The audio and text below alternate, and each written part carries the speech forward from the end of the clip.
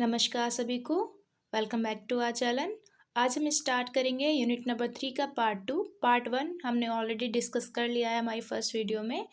तो हमने उसमें देखा था 3.2 तक इसकी प्रस्तावना और दक्षिण एशिया में मानसून, ठीक है, व्यापारिक पवने, यहाँ तक हमने कवर कर लिया था। तो आज हम स्टार्ट कर रहे हैं, हमारा टॉपिक है मौसम और अर्थव्यवस्था, ठीक है। तो चलिए स्टार्ट करते हैं विदाउट एनी डिले। मौसम और अर्थव्यवस्था में ये बता रखा है कि जैसे जैसे मौसम में चेंजेस आते हैं ना, वैसे ही वैसे उसका असर जो हमारी अर्थव्यवस्था पर देखने को मिलता है। जैसे कि कृषि और व्यापार जो है उस पर इसका प्रभाव देखते हैं। जब फसलें हो जाती है तो क्या हो जाता है, फसल कटने के बाद में व्यापार बढ़ने लगता है। इसमें अनाज, फल, दालें, ये सारी चीज़ें बाजार में आ जाती है। इससे जुड़े बहुत सारे जो काम होते हैं वो भी बढ़ने लगते हैं। इनकी ढुलाई करना, इनको इकट्ठा भंडारण करना, बाजार में इनकी बिक्री करना, ठीक है। तो सामाजिक और आर्थिक प्रभाव में क्या होता है, जो फसल है और जो व्यापार हैं उनके साथ में कई सारी चीज़ें जुड़ी हुई होती हैं। भोजन, पकवान, कपड़े, आभूषण, ये सारी चीज़ें ना, इनकी कीमत में बदलाव होता है। कटाई से पहले कीमत ज़्यादा होती है और कटाई के बाद कीमतें थोड़ी घटना स्टार्ट हो जाती हैं, क्योंकि माल ज़्यादा हो जाता है, ठीक है। और कटाई से पहले क्या होती है, माल कम होता है, इसलिए कीमत ज़्यादा होती है। इसका पॉलिटिकल प्रभाव क्या पड़ता है, मौसम का जो असर है केवल खेती पर ही नहीं होता, उसका राजनीतिक और अर्थव्यवस्था पर भी इसका प्रभाव देखने को मिलता है। तो दक्षिण एशिया में कई बड़े फैसले भी मौसम को ध्यान में रख कर के लिए जाते हैं, यानी कि सारी चीज़ें ना मौसम पर ही डिपेंड होती हैं एक तरीके से। तो गर्मी का मौसम आता है और उसमें व्यापार वगैरह जो होता है तो वो कैसे होता है, तो तेज़ गर्मी के महीनों में जब फसल कट जाती है ना, तो व्यापार में तेज़ी आ जाती है। माल और लोगों की आवाजाही बढ़ना स्टार्ट हो जाती है। लोग काम की तलाश में बाहर जाने लगते हैं और मज़दूर खेती से हट करके दूसरे काम करने लगते हैं और इसमें उत्पादन, ढुलाई और व्यापार के काम जो है बहुत ज़्यादा बढ़ जाते हैं। इसलिए ये मौसम जो है, मौसमी कृषि श्रमिकों के लिए रोज़गार, यानी कि मौसमी श्रमिक वो होते हैं जो यानी कि सीज़न वाइज़ काम करते हैं, कि अब ये सीज़न आया तो वो खाली बैठे हैं, तो वो अपने अलग-अलग काम में लग जाते हैं, ठीक है। और परिवहन और मज़दूरी वगैरह, तो गर्मी में परिवहन के लिए जो है परिस्थितियाँ अनुकूल होती हैं। जो वहाँ का जो एनवायरनमेंट है, सड़कों पर कीचड़ नहीं होती है, वहाँ पर आसान तरीके से यात्रा करना हो जाता है ईज़िली, ठीक है। सूखी नदी के किनारे में कच्ची सड़कें माल ढोने के लिए बहुत ज़्यादा सही होती हैं। वहाँ पे कुली, चरवाहे, ढुलाई करने वाले व्यापारी ये सारे ज़्यादा काम करना स्टार्ट कर देते हैं। कुछ पशुपालक और चरवाहा भी होते हैं, ठीक है। तो गर्मियों में क्या होता है, नदियों में पानी कम हो जाता है, तो पानी कम होने के कारण क्या है, ये पशुओं को चराने के लिए दूर-दूर स्थानों पर ले जाते हैं। वहाँ पे उपजाऊ चारागाह की खोज करते हैं। इससे अलग-अलग समुदाय में चारागाह के लिए क्या होती है, कॉम्पिटिशन स्टार्ट हो जाता है, क्योंकि चारागाह के लिए उन्हें दूर-दूर जाना पड़ता है। और बाज़ार और सामाजिक जीवन में क्या होता है, इसमें मौसम में जो है माँग और आपूर्ति, लोग और खबरें गाँव शहर में फैलती है। बाज़ार और नगर सामाजिक मिलन का केंद्र है, क्योंकि जितना भी चीज़ है वो सारी बाज़ार में आकर के मिलेंगी, ठीक है। तो यहाँ पर लोग अलग-अलग जगहों से क्या है, आते हैं अपना सामान बेचने के लिए या फिर उम, काम करने के लिए। यहाँ पे व्यापारी, प्रशासक वर्ग, आम लोग यहाँ पर आते हैं। प्रशासन का काम होता है यहाँ की शांति व्यवस्था को बनाए रखना और टैक्स वसूलना, ठीक है। और निर्माण कार्य और अन्य जो काम होते हैं, जैसे गर्मी के समय में जंगल साफ करना, कुएँ, मंदिर, मस्जिद और सड़क, मकान बनाना, सफाई करना, वहाँ की मरम्मत का काम, ठीक है। ये सारी चीज़ें ज़्यादा की जाती हैं और क्योंकि यहाँ इस टाइम पे क्या है, बारिश नहीं होती, तो काम ये सारा चीज़ें होने लगते हैं गर्मी के टाइम पे। फिर खेती की तैयारी होने लगती है।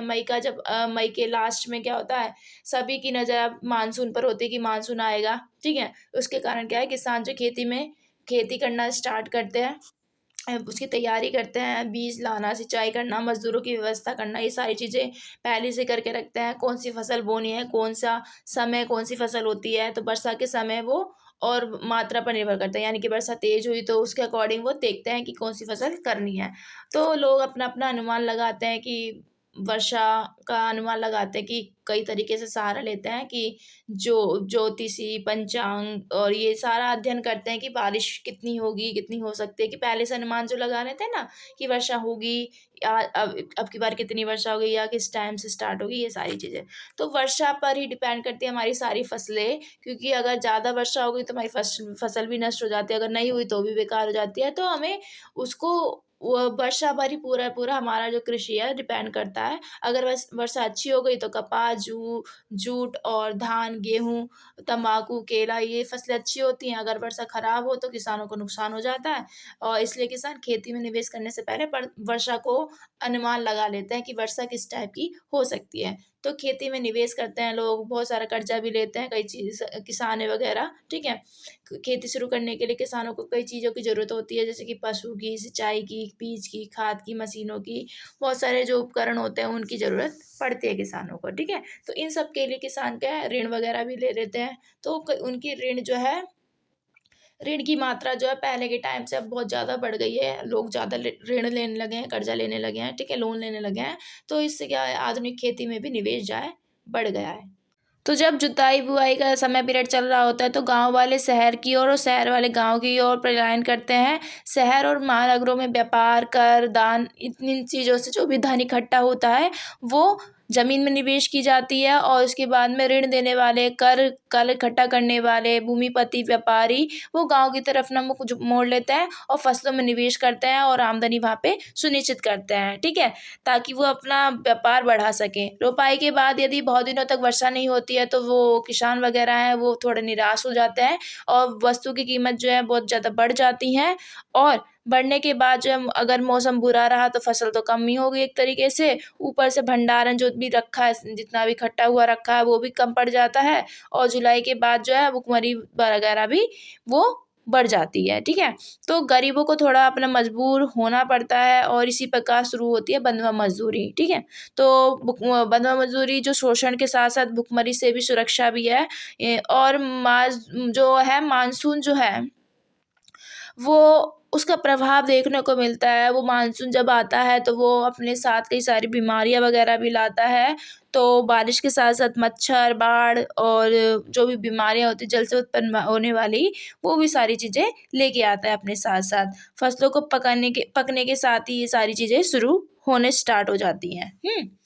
अब आता है उपज का अनुमान और लाभ, यानी कि अगर मान लो उन्होंने खेती वगैरह की है तो वो अनुमान लगाता है कि कितनी फसल हो सकती है, कितनी नहीं हो सकती है, ये सारी चीज़। जब फसल पकने लगने स्टार्ट हो जाती है तो किसान जो है एक एक अंदाज़ा लगाते हैं कि इससे लाभ होगा या क्या होगा। लेकिन मौसम और जो उपज की जो अनिश्चितता के कारण क्या होता है, अनुमान सही नहीं बैठ पाता है। खेती में जोखिम और समझौता दोनों होते हैं, यानी कि अच्छी भी हो सकती है, नहीं भी हो सकती है। तो फसल पकने के खतरे पर मतलब कि यानी कि उन्हें क्या डर रहता है कि कहीं अगर पक गई है फसल तो उसपे कीड़े वगैरह ना लग जाएँ, उसे कोई जानवर ना खा ले या चोरी ना हो जाए, नुकसान ना हो जाए। और मज़दूरों और किसानों के बीच में ये विवाद उत्पन्न हो जाते हैं कि और किसानों को इस पर फसलों को ज़्यादा ध्यान रखना पड़ता है उस टाइम पर। फिर कटाई के समय के समय क्या-क्या काम होते हैं, कटाई के समय के बाद जो है कटाई जब हो रही होती है तो उसके टाइम पे बहुत सारे काम होते हैं। इसमें हमें क्या है, घास हटाना, फूल हटाना, फूस हटाना, दानों को अलग करना, भंडारण करना, सुखाना, ये सारी चीज़ें अगर टाइम पर नहीं होंगी ना तो फसल हमारी खराब हो सकती है। तो मज़दूर जो है इसमें रोल प्ले करते हैं। कटाई के समय मज़दूरों की संख्या जो है बढ़ जाती है, माँग भी बढ़ जाती है, मज़दूर अलग-अलग कामों में लगाए जाते हैं और मज़दूरों को अधिक काम और रोज़गार इस टाइम पर मिलना स्टार्ट हो जाता है। कीमतों में भी थोड़े चेंजेज़ आते हैं, कटाई के समय बाज़ार में फसल की जो मात्रा है, ज़्यादा हो जाती है और जब ज़्यादा हो जाएगी तो कीमतें गिर जाएँगी, लेकिन मज़दूरों की जो माँग है बढ़ने से मज़दूरी भी बढ़ सकती है, ठीक है? तो इसमें संघर्ष और तनाव भी देख सकते हैं, अगर फसलें कम हों या अपेक्षा से कम उपज हो, तो किसान, मज़दूर, कर वसूलने वाले, व्यापारी के बीच में जो तनाव बढ़ जाता है, कई बार जो है सामाजिक संघर्ष भी ले लेता है, यानी कि सामाजिक संघर्ष का रूप भी ले लेता है, ठीक है? तो ओवरऑल इसमें ये बता रखा है कि सारी चीज़ें हमारी अर्थव्यवस्था जो है मौसम पर ही डिपेंड करती है। अब नेक्स्ट टॉपिक है हमारा कृषि परिदृश्य पर एक दृष्टि। इस भाग में बताया गया है कि जो खेती है केवल जमीन पर काम करना नहीं है, बल्कि इसमें समाज, राज्य, ज्ञान और पर्यावरण ये सब जुड़े हुए होते हैं हमारी कृषि से। तो कृषि जो है समाज, जैसे कि खेती पर सामाजिक शक्तियों का प्रभाव होता है, जमीन का नियंत्रण, अधिकार, उपयोग समाज और राज्य ही तय करते हैं। राज्य की भूमिका होती है, सरकार खेती के संगठन और नियंत्रण के लिए नियम और संस्थाएं वगैरह बनाती है, भूमि का प्रबंधन करती है, कर वसूली भी राज्य के द्वारा ही की जाती है। और भूमि और खेत, यानी कि खेती का मुख्य आधार क्या है, भूमि है, तो भूमि की सीमाएं होती है, खेती की सीमाएं होती है, उनका उपयोग, उनका नियंत्रण कृषि व्यवस्था को ही प्रभावित करता है। और लोगों को ये भी है, ज्ञान होना चाहिए, यानी कि अगर कोई खेती कर रहा है तो उसको उसकी जानकारी होनी चाहिए कि मिट्टी की तैयारी कैसे हो, बीज का चयन कौन-सा, यानी कौन से बीज यूज़ होने चाहिए, रोपाई क्या कब होगी, कटाई कब होगी, खाद और पानी का उपयोग, किसानों का जो एक्सपीरियंस है, वैज्ञानिक ज्ञान, दोनों खेती को सफल बनाते हैं। यानी कि ज्ञान थोड़ा-सा, यानी कि उन्हें नॉलेज होनी चाहिए, अगर वो खेती कर रहे हैं तो उन्हें इस चीज़ों के बारे में भी थोड़ा जानकारी प्राप्त रहनी चाहिए। कृषि में ज्ञान का महत्व बहुत ज़्यादा है। खेती करने के लिए किसानों को कई चीज़ों का ज्ञान होता है, जैसे कि पानी और वर्षा की स्थिति, मिट्टी की क्वालिटी क्या है, और फसलों का चुनाव करते हैं वो, श्रम और साधनों की उपलब्धता है नहीं है, यानी कि लेबर वगैरह जो कटाई में लगेंगे, बुवाई में लगेंगे, ठीक है? तो ये जो है ज्ञान जो है, अगर जो उन्हें है तो वो आगे आने वाली पीढ़ी को पहुँचता रहता है, यानी कि उनका एक्सपीरियंस वो आगे-आगे बढ़ाते रहते हैं, ठीक है? और चाहे वो किताबों से हो या विज्ञान से भी हो, ठीक है? तो कुछ ऐसे हमें ग्रंथ मिलते हैं, प्राचीन ग्रंथ, जो हमें कृषि के बारे में थोड़ी जानकारी देते हैं। जैसे कि है पराशर और बराहमीर की रचनाएँ हैं। इनमें बताया गया है कि जो मानसून का जो अनुमान कैसे लगाया जाए, पौधों और पेड़ों के विकास से मौसम का अंदाज़ा कैसे लगाया जाए, ग्रह नक्षत्रों और प्राकृतिक संकेतों से वर्षा की संभावना कैसे समझी जाए। तो यानी कि ये पुस्तक है और इसमें हमें ऑलरेडी बताया गया है कि हमें अगर कृषि कार्य करना है तो हम कुछ चीज़ों का अंदाज़ा कैसे लगा सकते हैं, ठीक है? कि मानसून कब होगा, पेड़-पौधों के विकास से मौसम का अंदाज़ा कैसे लगाएँ, वहाँ के जो ग्रह नक्षत्र होते हैं उसको देख कर के हम वर्षा की संभावना कैसे लगाएँ, ठीक है? तो वर्षा का अनुमान लगाने के कई सारे उन्होंने तरीके बताए हैं। किसान वर्षा का अनुमान कई सारे संकेतों से भी लगाते हैं, जैसे कि पौधों और फूलों का विकास होता है, बादलों का रंग बदल जाता है, आकार चेंज हो जाता है, हवा की दिशा भी चेंज हो जाती है, कीट-पतंगों और जानवरों का व्यवहार भी हमें थोड़ा-सा हिंट देता है कि वर्षा इस टाइम पे होगी। सूर्य और चाँद की स्थिति भी हमें इस चीज़ का अंदाज़ा बता सकती है। तो इन संकेतों के आधार पर जो है किसान जो है अपनी फसल की योजना बनाते हैं, क्योंकि सारी फसलें जो हमारे मौसम पर ही आधारित होती हैं, वर्षा पर ही डिपेंड करती हैं। तो वो जो है किसान जो है पहले से ही इन चीज़ों के अनुमान जो है अपने-अपने ढंग से लगाते हैं। कुछ ये वो पुराने तरीके हैं जो अपने एक्सपीरियंस से लगाते हैं किसान, और कुछ वैज्ञानिक तरीके होते हैं, जैसे कि वर्षा मापन का यंत्र है, ठीक है? मौसम का वैज्ञानिक अध्ययन करते हैं, भविष्यवाणी करते हैं, मौसम विभाग जो होते हैं, ठीक है? उनकी भविष्यवाणी और कुछ सटीक अनुमान इनसे हमें प्राप्त होता है। विज्ञान जो अगर किसान जो है मौसम की जानकारी जो है अधिक सटीक मिलने लगी, यानी कि जब से विज्ञान आया है तो किसानों को और ज़्यादा लाभ मिलने लगा है, ठीक है? और कुछ धार्मिक विश्वास भी हैं। प्राचीन समय में खेती केवल विज्ञान पर ही नहीं बल्कि धार्मिक और सांस्कृतिक विश्वासों पर भी बेस्ड थी।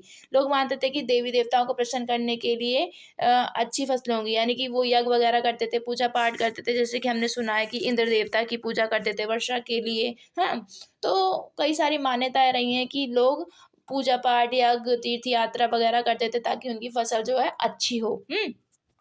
तो कृषि एक सामाजिक व्यवस्था है, खेती केवल ज़मीन पर ही नहीं है, बल्कि ये सामाजिक संस्थाओं से जुड़ी है, यानी कि सभी चीज़ इससे जुड़ी हुई है। किसान, मज़दूर, ज़मींदार सब शामिल होते हैं। समाज, संस्कृति और राजनीति से भी प्रभावित होती है, ठीक है? यानी कृषि ओवरऑल हर एक चीज़ जो है कृषि से ही जुड़ी हुई है। तो इसमें हम निष्कर्ष निकाल सकते हैं, तो कृषि केवल उत्पादन की प्रक्रिया नहीं है, केवल कुछ प्रोड्यूस नहीं करना है, बल्कि यहाँ पे ज्ञान, अनुभव, मौसम, समाज और सांस्कृतिक विश्वासों का संयुक्त परिणाम है। यानी कि ये सारी चीज़ें मिला-जुला करके हमें कृषि जो है पैदा होती है, ठीक है? कृषि करते हैं लोग, ठीक है? अब आता है नेक्स्ट टॉपिक में हमारा 3.5 ऐतिहासिक पर्यावरण। तो इसमें हमें बता रखा है कि जो दक्षिण एशिया में समाज की जो गतिविधियां हैं वो कृषि से जुड़ी हुई होती हैं। वहाँ की जो संस्कृति है, सामाजिक जीवन है, कृषि के आसपास ही विकसित हुआ है। मतलब खेती केवल भोजन पैदा करने का काम नहीं है, बल्कि वहाँ का जो समाज है, संस्कृति है, वहाँ की आर्थिक जो गतिविधियां हैं उसका भी केंद्र रहा है। यानी कि दक्षिण एशिया में ये सारी चीज़ें, केवल खेती को ही नहीं हम देखते हैं, खेती के साथ साथ और सारी चीज़ें भी इससे जुड़ी हुई होती हैं। प्रकृति और कृषि का संबंध भी दिखाया गया है कि मानव इतिहास में कृषि का जो विकास है प्राकृतिक वातावरण के अनुसार ही हुआ है। जैसे कि वहाँ की जो वर्षा है, जैसे कि हमारे भारत में देख लो, अलग अलग वर्षा क्षेत्र हैं, ठीक है? नदियाँ, मिट्टी, पहाड़, जलवायु वहाँ की, इन सभी कारण ये सभी कारणों से खेती विकसित होती है, क्योंकि देखो जब डाइवर्स हमारा वो होगा, पूरा प्राकृतिक नेचर होगा, ठीक है। तो हमारी डाइवर्स चीज़ें होंगी, क्योंकि हमारे में अगर इंडिया में देखा जाए तो कहीं राजस्थान में सूखा पड़ता है, तो कहीं बहुत ज़्यादा बारिश होती है, कहीं बर्फ़बारी होती है, तो उसी ढंग से वहाँ पर फसलें उगाई जाती हैं, अलग-अलग प्रकार की खेती होती है, ठीक है। तो ये बहुत ही ज़्यादा अच्छा सिस्टम है, और प्रकृति और खेती का संबंध जो है एक तरीके से जुड़ा हुआ है। जैसे कि जहाँ नदियाँ उपजाऊ मिट्टी है, वहाँ खेती अच्छी होगी, और जहाँ पे पहाड़ है, सूखा क्षेत्र है, वहाँ पे खेती अलग-अलग प्रकार की होती है, ठीक है? तो कृषि और सामाजिक गतिविधियों में, तो कृषि क्षेत्र में खेती का प्रभाव केवल भोजन उत्पादन तक ही सीमित नहीं है, बल्कि वहाँ की ये जो आर्थिक परंपराएँ हैं, आर्थिक गतिविधियाँ हैं, सांस्कृतिक परंपराएँ हैं, सामाजिक संस्थाएँ हैं, इन सब का प्रभाव भी खेती पर पड़ता है। और दक्षिण एशिया में कृषि जो पर्यावरण है, केवल भौतिक गुण नहीं, बल्कि वहाँ की जो भूगोल है, संस्कृति है, तकनीक है, सामाजिक शक्तियों के संबंध पर आधारित होता है। जैसे कि वहाँ पर कुछ पर्वतीय क्षेत्र हैं, मैदानी क्षेत्र हैं, कुछ अर्धशुष्क क्षेत्र हैं, आर्द्र उष्णकटिबंधीय क्षेत्र हैं। तो हमें 2 विपरीत परिस्थितियों में देख सकते हैं ये जो क्षेत्र हैं, तो इन क्षेत्रों में कहीं नदी हैं, कहीं घाटियाँ हैं, पहाड़ हैं, ऊँची-ऊँची भूमियाँ हैं, सूखी सूखी और जो नम भूमि भी पाई जाती है। तो समय के साथ नदियाँ जो है अपनी दिशा भी बदल देती हैं। मरुस्थल का फैलना, और या फिर घटना, या फिर जंगल उगना या उगाना या काटना, ये सारा जो है नेचर जो है चेंज होता रहता है, ठीक है? प्राकृतिक परिवर्तन होते रहते हैं। तो मानव गतिविधियाँ जो हैं, जैसे कि जनसंख्या में बढ़ना और खेती का विस्तार करना, शहरों का विकास करना, ये सारी चीज़ें भी चेंज होती रहती हैं, और भूदृश्य यहाँ की पूरा सिस्टम ही चेंज कर देती हैं ये सारी चीज़ें, और कृषि पर्यावरण समय के साथ-साथ लगातार जो है बदल रहा है। हुँ? तो अगर हम देखें तो दक्षिण एशियाई जो भौगोलिक क्षेत्र हैं वो 6 प्रकार के होते हैं। तो 6 प्रकार के हम भौगोलिक क्षेत्र देखेंगे, जैसे कि है उत्तरी नदी घाटी क्षेत्र है, उच्च पर्वतीय क्षेत्र है, पश्चिमी मैदान है, मध्य भारत का पर्वतीय क्षेत्र है, आंतरिक प्रायद्वीप है, और तटीय क्षेत्र है, ठीक है? तटीय मैदान यानी कि। तो इन भौगोलिक क्षेत्रों को 40 भौगोलिक इकाइयों में बाँटा गया है, वो आप इग्नू की पुस्तक में आप देख सकते हैं, ठीक है? तो हम डिस्कस करेंगे 6 जो हमारे टाइप्स हैं, जो दक्षिण एशिया में जो पूरा भौगोलिक क्षेत्र है ना, उसको ये कृषि क्षेत्रों का स्वरूप है। यानी कि इन 6 में किस टाइप की यानी खेती होती है, कैसे खेती होती है इन 6 जगहों पर। तो वो हम कवर करेंगे हमारी नेक्स्ट वीडियो में। तब तक के लिए आप इन 2 वीडियो को देखें, और अगर आपको वीडियो पसंद आ रही हो तो लाइक एंड सब्सक्राइब ज़रूर करिए, और आगे आने वाली वीडियो के लिए आप हमें कमेंट भी कर सकते हैं। Thank you.